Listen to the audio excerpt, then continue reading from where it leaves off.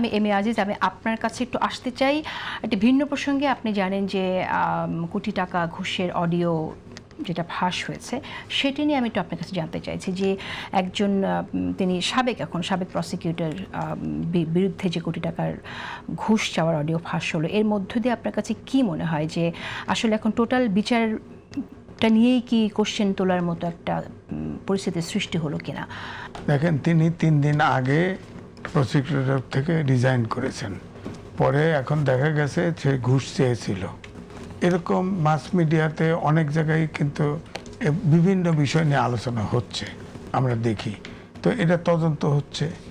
Chief prosecutor বলেছে তার যে মামলার নথিপত্র সেটাও চাওয়া হয়েছে এবং ওইটাও হোয়াটসঅ্যাপে কথা হয়েছে, ওইটা নাকি ফাঁস হয়েছে, সেটাও তদন্ত হচ্ছে।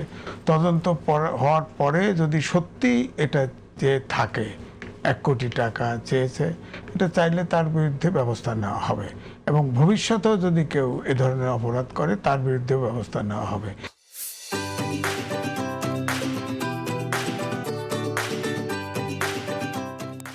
তো এটা তো আগাম কিছু বলার, অভিযুক্ত তো সে এখনো তো তদন্তাধীন বিষয়, আর সে এখন প্রসিকিউটর নয়। কিন্তু আবার প্রসিকিউটর সে, এটা ঠিক, এটা একটা ফৌজদারি অপরাধ। সে যদি এই টাকা চেয়েও থাকে, তাকে প্রসিকিউটর ছিল সে, তাকে তো শাস্তি পেতে হবে। তদন্ত হচ্ছে, তদন্ত হলে সে শাস্তি পাবে। ওকে, আমার মনে হয় যে শুধু তদন্ত হলে শাস্তি পাবে এটার মধ্যে দিয়ে আমরা এই ইস্যুটাকে আলোচনা শেষ হয়ে যায়, কারণ এখানে আরও কিছু প্রশ্ন আছে। যখন এই বিষয়টি সামনে আসলো প্রথম, তার বিরুদ্ধে আমরা দেখছি যে তখন তাকে মামলা থেকে সরিয়ে দেওয়া হলো, চিফ প্রসিকিউটর থেকে মামলা থেকে সরিয়ে দিলেন, কিন্তু তার বিরুদ্ধে তখন কোনো ব্যবস্থা কেন নেওয়া হলো না, এটা আমি একটু জানতে চাই। না, মামলা থেকে তার আগে তো সে রিজাইন করেছে, মামলা থেকে সরে নেয়নি। তার নথিপত্র তার কাছ থেকে চেয়ে নেওয়া হয়েছে, কালেক্ট করে নেওয়া হয়েছে। সে 3 দিন আগে তো রিজাইন করছে। না, এটা তো আপনি চিফ প্রসিকিউটর তো তার এই বিষয়টা আগে শুনেছিলেন।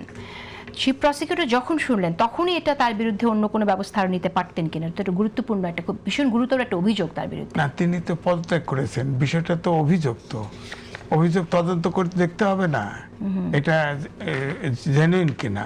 অ্যাডভান্স কি করে একজনের বিরুদ্ধে অবস্থা নেবে? সে তো এখন প্রসিকিউটর নাই, তবে সে এখনো লয়ার, এতে কোনো সন্দেহ নাই। সে যদি এরকম টাকা চেয়ে থাকে, এটা তো অপরাধ, তার বিচার হবে। তো বিচার তো না করে নাই, তো বিচার হবে, তদন্ত হচ্ছে। যেমন আগের যে চিফ প্রসিকিউটর ছিল, আমরা শুনছি তিনিও নাকি এরকম চেয়েছিলেন। তার তো এখন চাকরি নাই, সে ব্যাপারে তো কোনো কিছু হলো না। তো আমার বক্তব্য হচ্ছে অভিযোগ তো অভিযোগই, সে তদন্ত যেটা হবে ধরলে। আগের চিফ প্রসিকিউটর এরকম অভিযোগ আসছিল না যে সেও টাকা পয়সা চেয়েছে আসামিদের কাছে?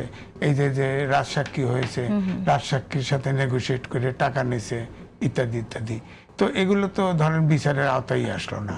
তো এইটা তিনি রিজাইন করে গেছেন, তার এটা হোয়াটসঅ্যাপে কথা বলছে, অডিও ফাঁস হয়েছে, এটা নোটিশে আসছে। অভিযোগ তদন্ত হোক, তদন্ত হলে যেটা অপরাধ তার তো বিচার, সে এখানে যেহেতু থাকতে অপরাধটা করেছে, তার বিচার হবে। বিচার থেকে তাকে মওকুফ করে দেওয়া হয় নাই।